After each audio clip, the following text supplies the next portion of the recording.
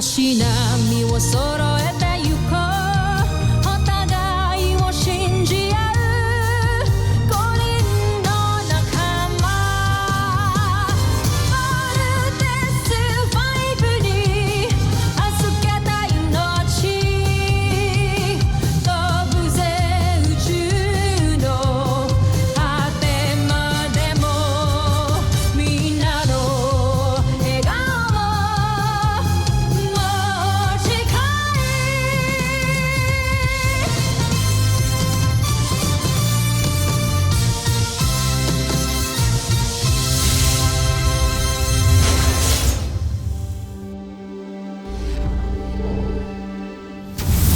Ang nakaraan sa Voltes 5 Legacy.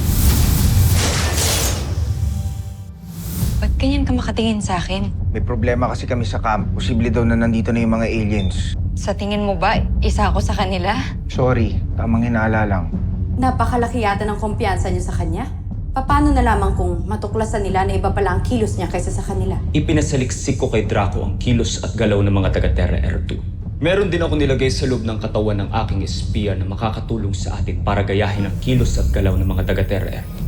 Tuluyan na nating malilinlang si Voltes 5. Aalis na ako sa team. Di ba nag-usap na tayo? Useless na ako sa team. Pinipilit ko na lang yung sarili ko dito. Are you doing this because of Judy? Ginagawa ko to para sa sarili ko. Nabalitaan ko po ang nangyari kay Big Bird. Well, Dr. Smith, if you need a new Voltes team member, please consider me. I will consider your interest. Alam mo, hindi mo na dapat ito ginawa eh. Kung alam mo lang, wala akong kwenta. Judy, ikaw ang pinaka-importanting tao sa buhay ko ngayon. Hindi ko kaya mawala ka. Bakit ka andito? Mahal na prinsipe, hindi ko na kayang pinapagawa ninyo. Nakukonsensya na ako. Sige, umatras ka. Kapalit ng buhay ng kapatid mo. Egbert, huli ka na dito sa kampang. Training pa tayo eh. Lalabas namin sa Voltes 5 bukas. Ngayon, wala namang ibang piloto ng Volt Panzer. Ikaw lang eh. You deserve to be one of us. Judy! I'm back. Naiwan ko yung phone ko. Kasama ka sa Voltes team? Isa ka sa mga piloto ng Voltes 5? Teka, paano? Sino nakausap mo? Yung kapatid mo, tumawag kasi akala niya ata ikaw ako. Kinukumbinsi ka niyang magbalik dun sa camp.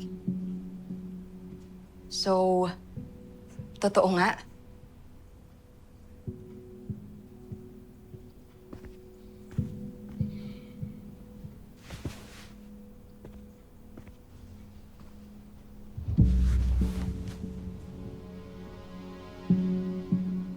Judy, pinagkakatiwalaan kita. Yes. I'm part of the Voltes team. At yung kapatid mo, isa rin siya, right? Judy, huwag ka na magtanong kasi sobrang confidential yun eh. Tsaka, nakapag-isip na rin ako. Nagbago na yung isip ko. Namimiss ko sila kuya, pati yung mga ibang kasama namin. Tsaka parang napakatanga ko naman kung tatalikuran ko lang ng ganun-ganun lang yung mission ko. Isunumpaan ko yun. Sumama lang yung loob ko. Kasi gaya mo, hindi ko rin sila matiis.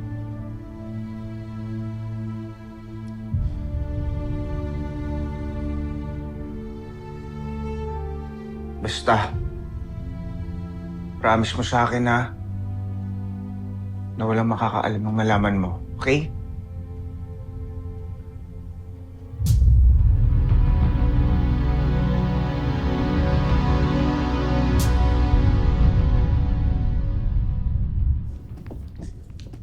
Konting panahon na lang at malalaman na ni Judala kung sino-sino ang mga piloto ng Voltes 5. Magawa naman kayo ng espiya ninyo ang misyon na yun. Naniniwala ako na hindi ako bibiguin ni Judala. Dahil nakasalalay dito ang buhay ng kanyang kapatid. At kapag malaman natin ang mga impormasyon tungkol kay Voltes 5, madali na nating mapaplano kung paano sila tatalunin.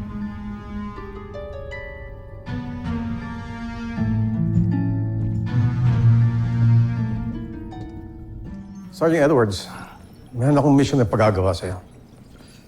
Gusto kong gawa ng background check ng girlfriend ni Big Bird. Si Judy. Maaari ko bang malaman ng inyong concern, Dr. Smith? It's a matter of security, Sergeant Major. Okay, Dr. Smith, we'll do that. Any other information na pwede namin magamit? Narito siya isang araw kasama si Big Bird. Gusto kong kunin mo lahat ang CCTV footage ng araw na yan para maskan natin. Makilala ko kung sino talaga siya. Copy that, Dr. Smith. Let's go.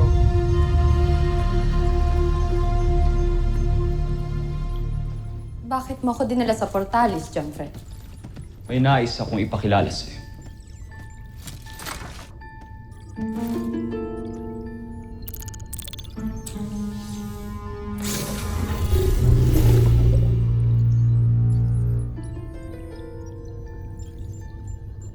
Siya ang aking espiya, Sandra.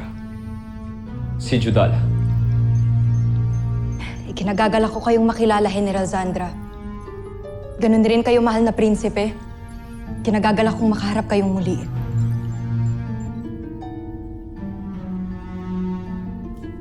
Ikaw pala ang espiya ng prinsipe.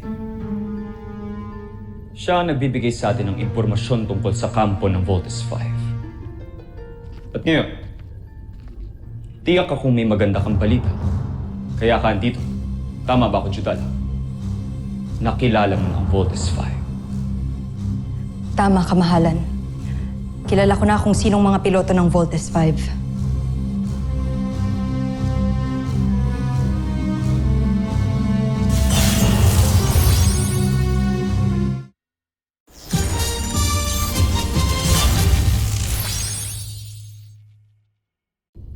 Bakit ka nakatingin lang sa akin? Sabihin mo, sino-sino ang mga piloto ng Voltes 5? Makikita ninyo ngayon, kamahalan.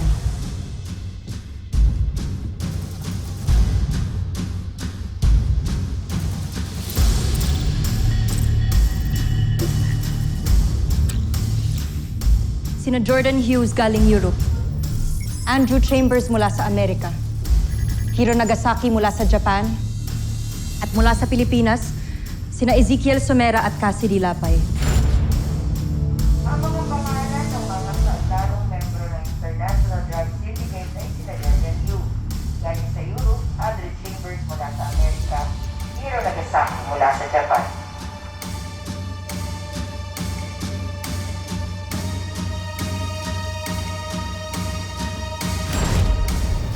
Sila ang mga piloto ng Voltes 5. Ano ito? Mga pangalan? Ano magagawa natin sa pangalan? Nasaan ang mga itsura nila? Nais kong makita. Wala akong nakuha. Mga pangalan lang nila ang dala ko, kamahalan. Walang kwenta. Hindi maaari to. Kung inaakala mo makakalaya ang kapatid mo dahil sa mga palang ang binigay mo, nagkakamali ka.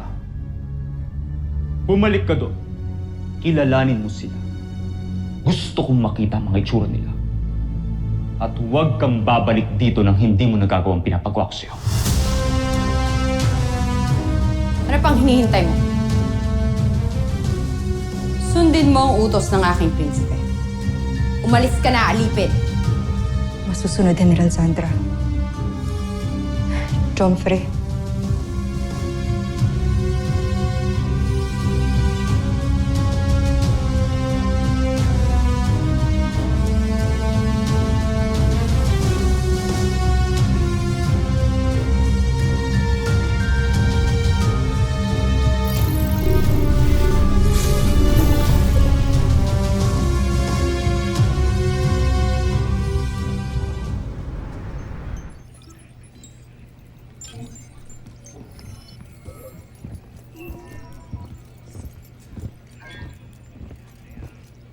Dr. Smith?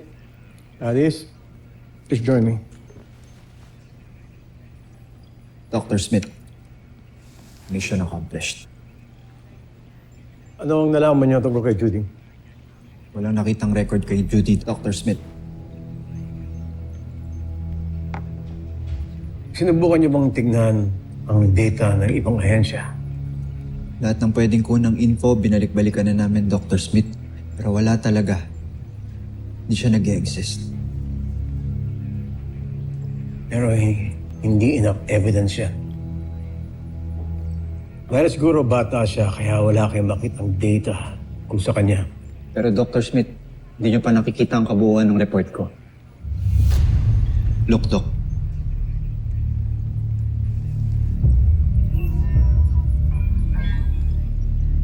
Ano bang gusto mong tignan ko dito? This doctor, hindi ko alam kung ito ba ay anomalya, pero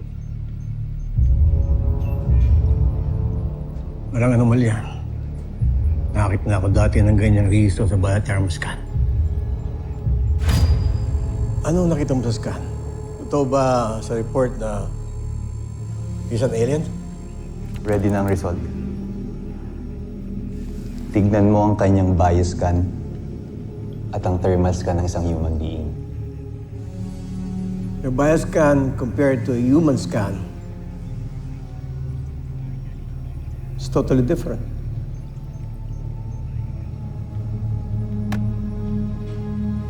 You're not human. You're an alien. Affirmative, Doc. Hindi nga siya tao.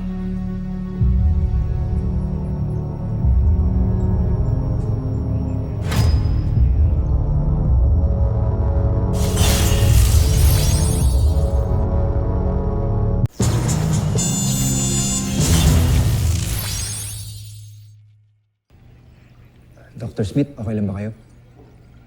Doc, Ah, yes.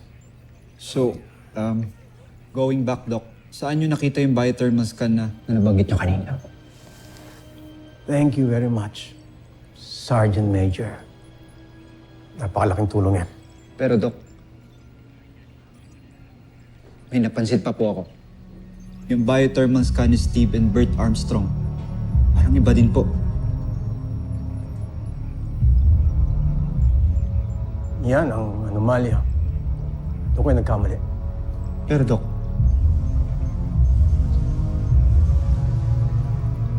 Kailangan ko bang sabihin sa'yo na kung ano man maging resulta ng report mo, ay mananatiling confidential.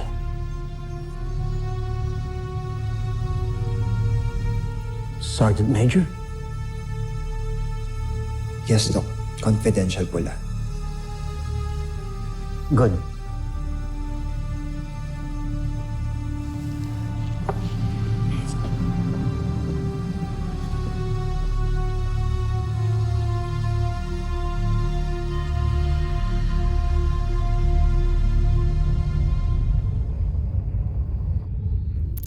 Mas lalo itong lalakas at mas magiging mapamuksa.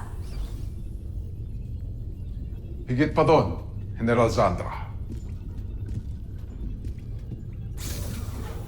Magugulat ang mga taga-Terra Air Force sa gagawin nating pagsalakay. Sigurado ako, matataranta silang lahat. Mukhang masaya kayong dalawa. Ano ba ang bago sa ating beast fighter? Walang bago, Zul. At kung meron man, hindi mo na ito kailangan malaman. Maaari bang iwan mo na kami? Nahahalata ko na pinagtataguan niyo ako. Magkakasama tayo sa misyon na to. Kung gayon, magpaalam ka muna sa ating prinsipe. Kapag pumayag ang mahal na prinsipe, sasabihin namin sa'yo ang lahat ng bagay na gusto mong malaman. Yan ay kung pahihintulutan ka niya. Ngayon, maaari bang iwan mo na kami?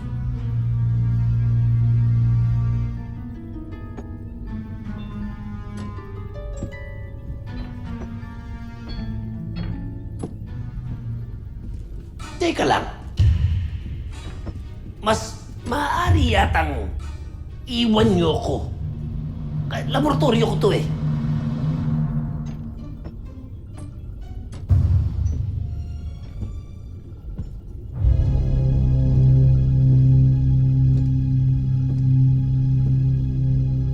Nakasisiguro ka ba? Espiya siya. Oo. Kaya hindi tayo dapat magtiwala sa kanya. Pakilakas. Hindi ko marinig. Halika na, General Draco. Iwan na natin mag-isa si Zu. Balitaan mo na lang kami kapag pumayag na ang prinsipe. Apat kami dito!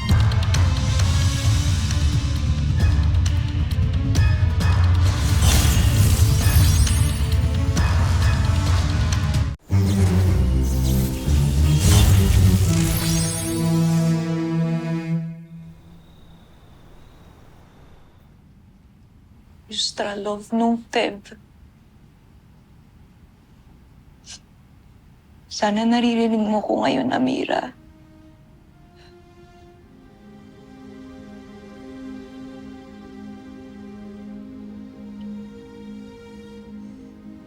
Gagawin ko lahat para maligtas kita. Pero hindi ko na magagawang may masaktan pa o may madamay pang ibang tao.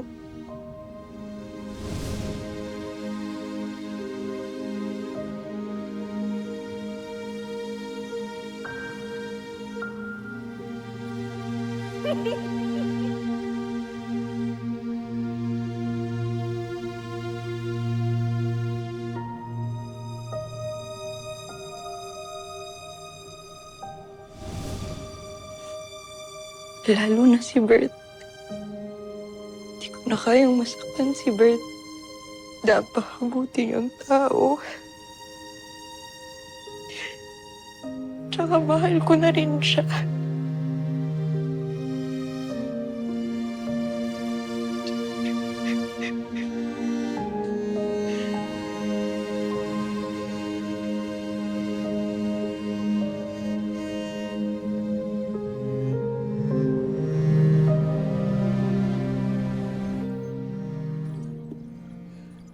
Big Bird, I'm sorry pero hindi na kita pwedeng payagan makipagkita pa kay Judy. Sinasabi ko na nga, be. Dr. Smith, dahil sa kanya kaya ako bumalik sa Voltes team. Tapos ngayon po sasabihin niyo na umiwas ako sa kanya? Wala po akong nakikitang rason para umiwas sa kanya. Mabait ho siyang tao. Mahal niya ako. Tsaka nagkamali, Big Bird. Anong mali doon? Maling mahalin ako ng tao? Mali maging mabuting tao? Big Bird, listen to me. Hindi tao si Judy. She is an alien. And maybe siya yung spy na pinaghihinalaan natin. What?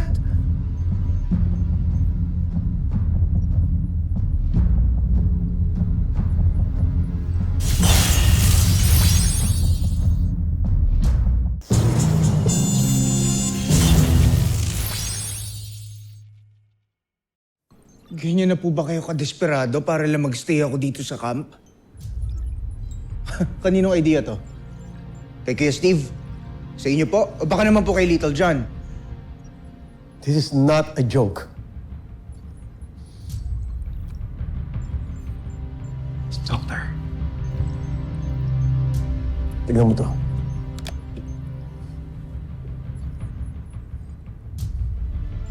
Ano po ito? Biothermal scan ng grupo nyo. I-check mo yung kay Judy. Siya lang ang naiiba.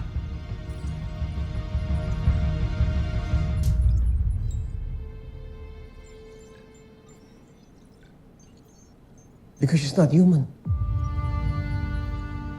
She's something else. She is an alien. Sigurado ko dyan.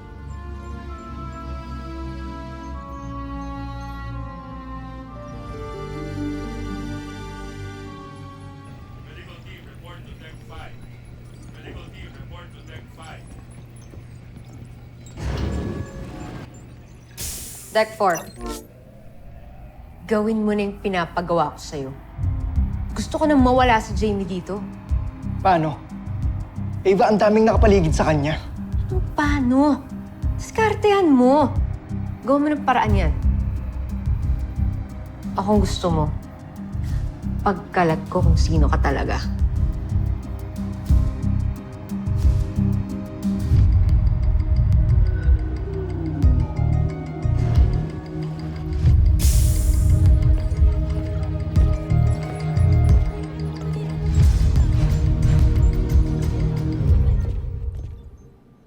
No.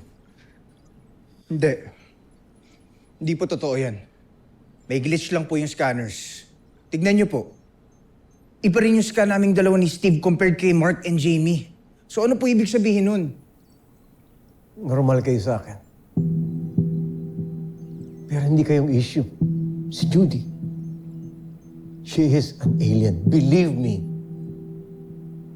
Yung damit ho, baka po sa damit, kaya po iba yung scan sa kanya. And besides, hindi po tayo sigurado kung alien ho talaga siya agad. She is an alien. Paano po akong maniniwala? May reference ba tayo na ganito talaga yung itsura ng mga alien sa thermoscan? Wala naman po tayong ibang nakikitang alien. Meron. Alam ko. Saan po? Sino siya? Hindi ko na kailangan sabihin sa'yo kung sino. Pero kilala ko siya. Kilala siya namin ni Mary Ann, ng mama mo. Many years back, siya ang naging dahilan kung bakit itinago tong camp. Dahil darating ang mga kauli niya to invade planet Earth. Kaya alam ko kung itsura ng biothermoscan ng isang alien, isang Buzinian. And Judy is a Buzinian.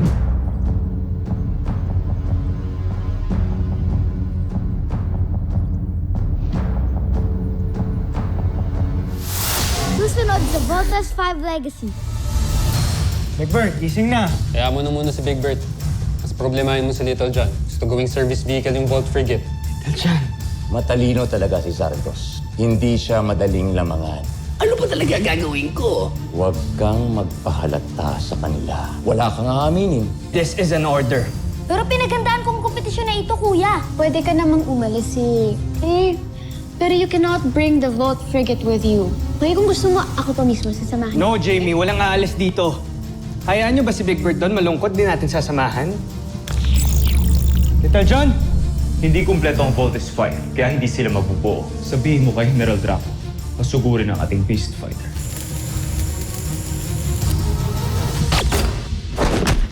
Sugod! Tandaan mo, hindi na tayo maaaring matalo pang muli.